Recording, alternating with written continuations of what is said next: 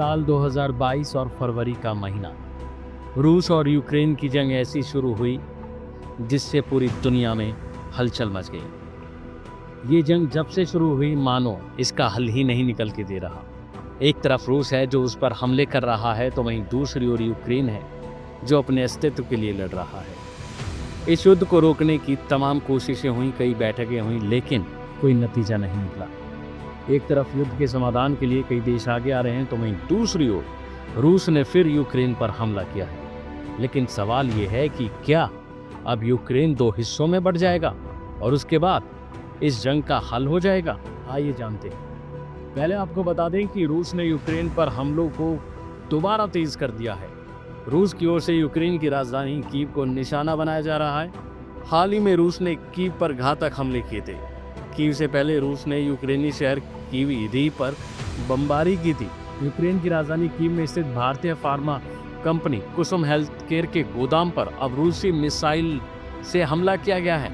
ये दावा नई दिल्ली में स्थित यूक्रेनी दूतावास और ब्रिटेन के राजदूत द्वारा किया गया है। दूतावास की ओर से दावा किया गया है कि मॉस्को ने नई दिल्ली के साथ विशेष मित्रता होने के बावजूद जानबूझकर भारतीय व्यवसाय को निशाना बनाया। इसको लेकर क्या जवाब आता है रूस की ओर से, देखने वाली बात होगी। लेकिन अब रूस यूक्रेन की जंग को लेकर डोनाल्ड ट्रंप के दूत ने एक बड़ा सुझाव दिया है।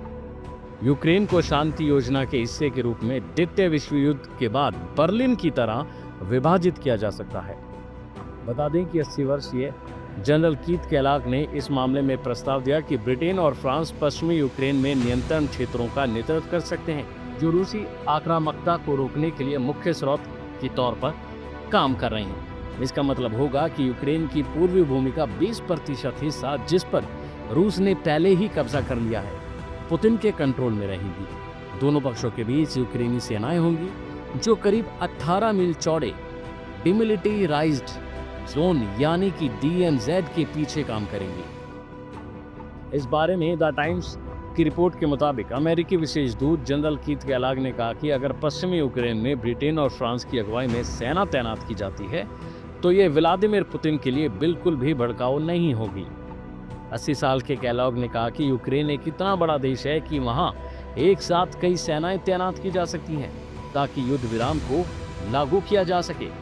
इस बारे में उन्होंने सलाह देते हुए कहा कि आप यूक्रेन को कुछ हद तक वैसा ही बना सकते हैं जैसा द्वितीय विश्व युद्ध के बाद बर्लिन में हुआ था, जहां एक हिस्सा रूसी नियंत्रण में था और दूसरा फ्रांसीसी, ब्रिटिश और अमेरिका के कंट्रोल में था।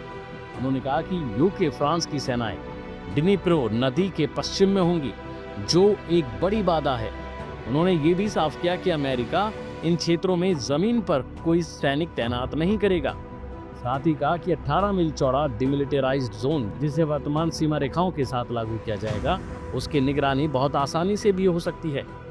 तो वहीं दूसरी ओर डोनाल्ड ट्रंप के अमेरिकी राष्ट्रपति विशेष दूत स्टीव विटकॉफ और रूसी राष्ट्रपति व्लादिमीर पुतिन के बीच वार्ता से पहले ट्रंप ने पुतिन को एक चेतावनी जारी की।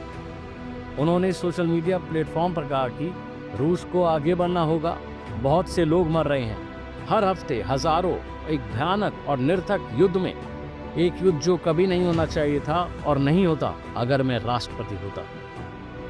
बहरहाल अब देखना होगा कि क्या रूस और यूक्रेन की जंग को रोकने के लिए इस सुझाव पर सहमति बनेगी, और अगर सहमति बनती है तो ये युद्ध कब तक रुकेगा और इस मामले के बाद यानी कि सलाह के बाद यूक्रेन और रूस का रवैया कैसा रहेगा। अभी के लिए फिलहाल इतना ही। बाकी अपडेट के लिए बने रहिए हिंद फर्स्ट के साथ। इस तरह की और वीडियोस देखने के लिए हमारे YouTube चैनल को सब्सक्राइब करें, बेल आइकन दबाना ना भूलें। यदि आप हमारा ये वीडियो Facebook पर देख रहे हैं तो पेज को लाइक और फॉलो जरूर करें। हमारे अन्य सोशल मीडिया पेजेस से भी जुड़े।